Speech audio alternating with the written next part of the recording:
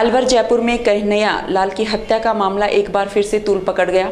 कभी सांसद आरोप लगाते हैं तो कभी पूर्व केंद्रीय मंत्री आरोप लगा रहे हैं। ये आरोप प्रत्यारोप काफी लंबे समय से चलते आ रहे हैं, लेकिन हत्यारों को अब तक कोई सजा सुनाई नहीं गई है। इस विषय में जब पूर्व केंद्रीय मंत्री भंवर जितेंद्र सिंह ने फूलबाग में पत्रकारों से वार्ता करते हुए कहा कि ये जो दुखद घटना हुई थी उस पर राजस्थान पुलिस ने तुरंत कार्रवाई की और नाकाबंदी की लगभग 30-40 किलोमीटर की दूरी पर उनको गिरफ्तार कर लिया गया था।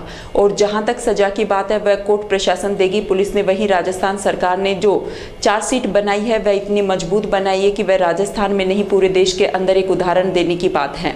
पूर्व केंद्रीय मंत्री ने अमित शाह व अलवर सांसद और कई दिग्गज नेता पर निशाना साधते हुए कहा कि मैं उनसे पूछना चाहता हूं कि केंद्र की ऐसी कौन सी फौज तैनात थी जिन्होंने इनको पकड़ लिया। राजस्थान पुलिस ने इनको पकड़कर ऐतिहासिक काम किया है। पूर्व केंद्रीय मंत्री ने चुनावी मामले के लिए कहा कि पूरे प्रदेश के अंदर जैसा माहौल बना हुआ है उसको देखते हुए जनता सरकार को चाहती है। जिस तरीके से महंगाई राहत कैंप लगे हैं पूरे देश में, इससे गरीब जनता को बहुत फायदा मिला है। इसलिए जनता चाहती है कि कांग्रेस की सरकार वापस आए। इसके लिए कांग्रेस पार्टी ने अलग अलग स्थानों पर मीटिंग शुरू कर दी है। इसके साथ ही सरकार के जो काम हुए हैं उसका प्रचार प्रसार किया जा रहा है। बूथ लेवल का काम शुरू हो रहा है। अलग अलग सम्मेलन होंगे जिसके अंदर कांग्रेस सरकार के दिग्गज नेता भाग लेंगे। विधानसभा चुनाव लड़ने के ऊपर पूर्व केंद्रीय मंत्री ने कहा कि चुनाव लड़ने के लिए पार्टी तय करेगी कि कौन चुनाव लड़ेगा। देखिए, सबसे पहले तो मैं ये कहना चाहूंगा कि जो ये दुखद घटना हुई उसके ऊपर तुरंत राजस्थान पुलिस ने कार्रवाई करी। नाकाबंदी कुछ देर बाद ही नाकाबंदी शुरू हो गई और लगभग 30-40 किलोमीटर दूर ही नाकाबंदी के अंदर राजस्थान पुलिस ने उनको दबोच लिया है।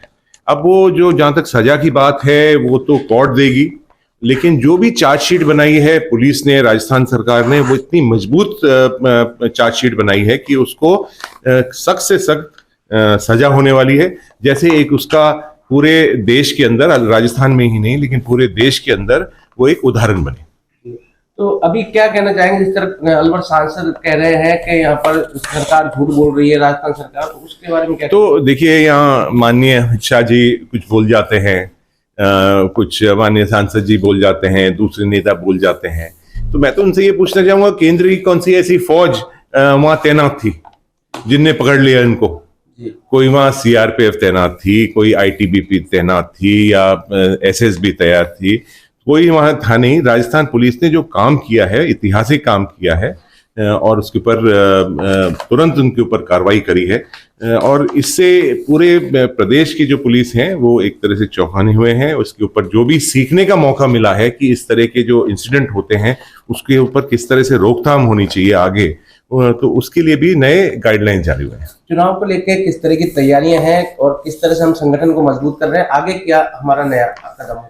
देखिए, अभी चुनाव का आप देख रहे हैं कि आज प्रदेश के अंदर एक ऐसा माहौल बना हुआ है जहां सरकार को, जनता सरकार को चाहती है। जिस तरह के महंगाई राहत कैंप लगे हैं, ये पहली बार ऐतिहासिक, सिर्फ हमारे प्रदेश के लिए नहीं लेकिन पूरे देश के लिए एक पहला बार इस तरह का कार्यक्रम चले हैं गरीब जनता के लिए। तो जनता चाहती है कि कांग्रेस की सरकार वापस आए और उसके लिए कांग्रेस पार्टी ने अलग अलग जगह पर मीटिंग शुरू कर दी है और इसके साथ साथ सरकार के जो काम हुए हैं उसका प्रचार किया जा रहा है। बूथ लेवल का काम शुरू हो रहा है। अलग अलग सम्मेलन होंगे जिसके अंदर सब हमारे वरिष्ठ नेता भी आएंगे।